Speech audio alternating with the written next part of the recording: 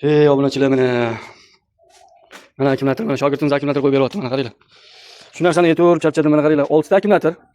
6 ta akkumulyator bo'lgandan keyin mana miyada ikkita simi bor. Qanaqatga bo'lib qoldi o'zi mana. Xullas mana shunaqa kichkina simchalari bor. Kichkina simchalari. Mana mashinaga yozilgan, bittasiga 72 deb yozilgan, 60-72 yoziladi. O'shanda 6 ta akkumulyator qo'yiladi. Bo'lmasa 5 ta. 5 ta bilan ham yuradi, 6 ta bilan ham yuradi. Faqatki nima, agar 6 ta qiladigan bo'lsangiz nisbatan tezlik ko'payishi mumkin. 3 yoki 4 tezlik qo'shilishi mumkin. Keyin zaryadchi almashtirasiz обязательно. Agar 5 ta holatda qoladigan bo'lsa, zaryadchigiz 60 volt bo'lishi shart. Agar 72 bo'ladigan bo'lsa, o'sha akkumulyatorningiz ishi yuboradi. Xullas shunaqa masalalar.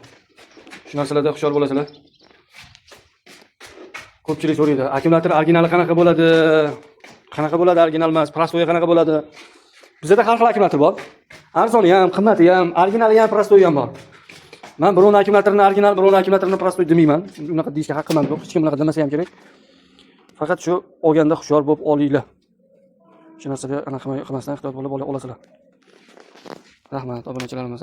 Like, podpiska deydi o'sha narsalardan tashlab qo'yinglar, xudo xolasa. Manfaatli videolar bo'lsa chiqarib turamiz.